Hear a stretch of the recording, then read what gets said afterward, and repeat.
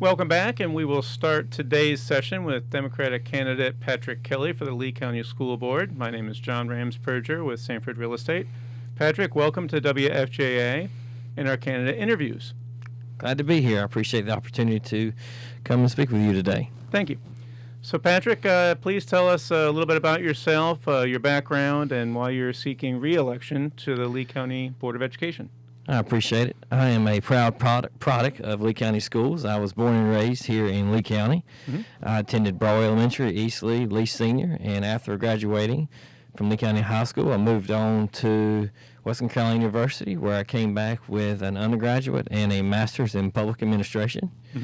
And from there, I have worked in education, mostly the time in Central Carolina Community College, where I'm the current assistant director of student onboarding and outreach. And through that opportunity there at Central Carolina Community College, I have been able to work with industry throughout our community, and especially our high school students, which I had the opportunity to work with my son. Your son as a career and college promise advisor for Lee County High School. And he's at App State now. That's right. And granted, I'm a Western Carolina fan, so I don't know. Go Catamounts. So just education is a passion. My mother and father have a combined experience of over 60 years with the school system, and following their footsteps in working with education. And I think it's very important that we make sure that we do all we can for our students in Lee County. Thank you, Patrick. So to state the obvious, Patrick and I are both wearing masks, so we're going to talk about COVID-19. The school board has been dealing with decisions pertaining to COVID-19 and the return to school for about 6 months now.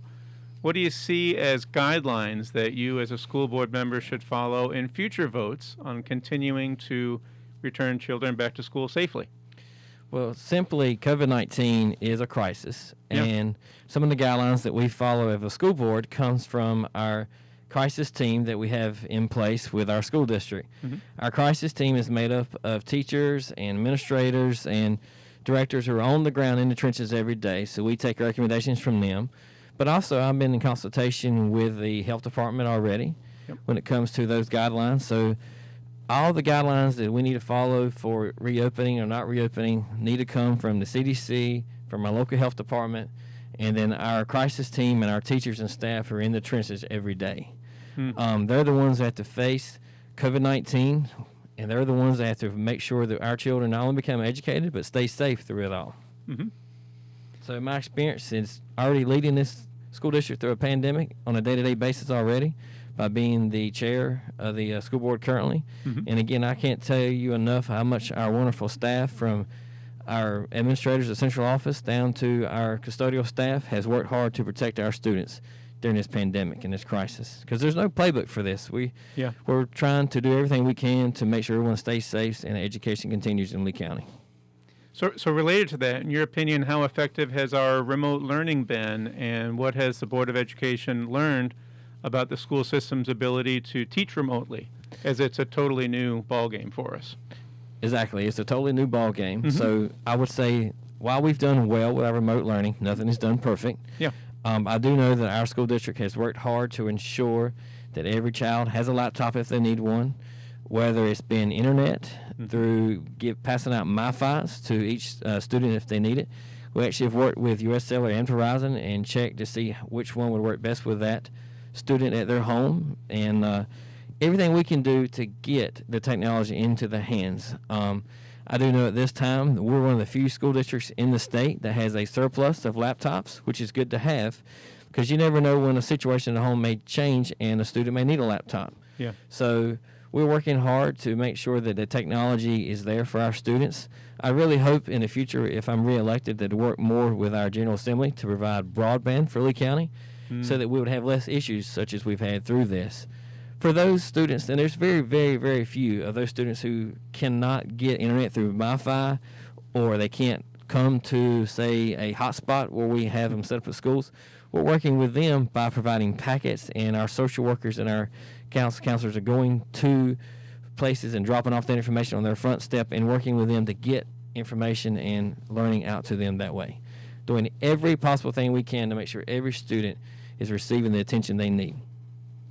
So other than COVID-19, as if that's not enough to worry about, what do you feel are the most important issues coming up for the Board of Education? Besides COVID-19, like we just talked about, this was an issue that I care deeply about before COVID-19 even started.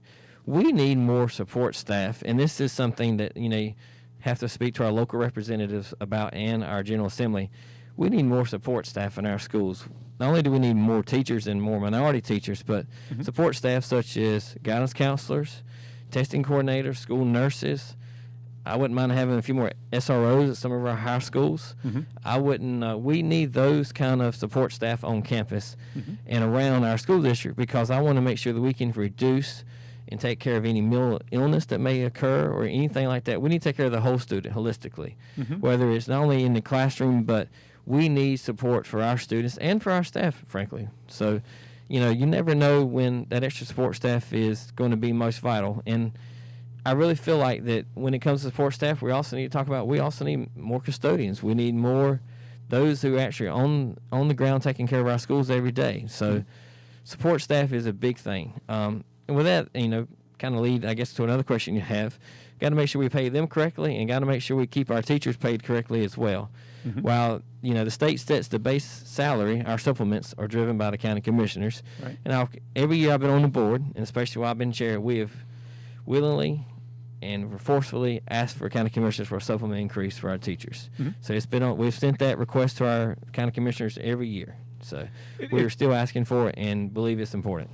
A previous interviewee on this very program had spoke about teachers' aides and how the General Assembly had phased out funding of that. And you had referenced that you had taught my son when he was at Lee County High School. I've still got one at Lee County High School, but I remember when they were in elementary school, they had teachers' aides, and this is 10 and 12 years ago.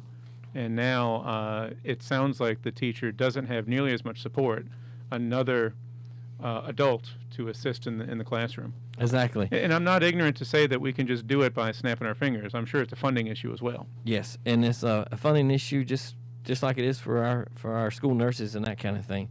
I've had discussions in the past few weeks with Chairperson Amy Dalrymple about what could be possible if we go back. Could we add more nurses to our school system? Could we find a way to make sure that we increase only the mental and the learning process for our children, but we got to keep them safe in general as well. Yeah. So if you're just joining us, I'm talking with Patrick Kelly for the school board election this year. My name is John Ramsperger. So Patrick, many local teachers in recent years have opted to drive out of town to teach because of higher teacher supplements, something that you had alluded to just recently. What things do you think that the Board of Education can do to retain this group and, besides funding, overcome the significant supplement difference? I think one of the things we can do to help retain this group, and it's kind of all-encompasses, that first we need to make sure we listen to our staff and our teachers. Second, keep asking for increase to supplement. But as a whole, and we're already on the right track with this as well, and this is a community, as a whole, Lee County and Sanford is bringing things here and creating things here in the county that will make people live in this town and want to stay here and work. We're a family in Lee County schools. I say that all the time to any teacher I say that or I meet. Lee County Schools is not just a bunch of employees. We're a family. We may not always agree. We may disagree. But at the end, I'm still going to try to care for you and love you as best as I can, no matter what. And that's just kind of what I live by with our employees, that if we're a family, we got to keep working hard to make sure that everyone is taken care of, whether that's raising supplement, making the quality of life here in Lee County better than it already is, which is moving up, hopefully even better after this November 3rd with maybe a sports complex. We got to keep improving the quality of life here in Lee County. So if we go to maybe talking about leadership and about staff development, student success is directly tied to the classroom teacher, but the classroom teacher's success is directly tied to the leadership provided by the principal.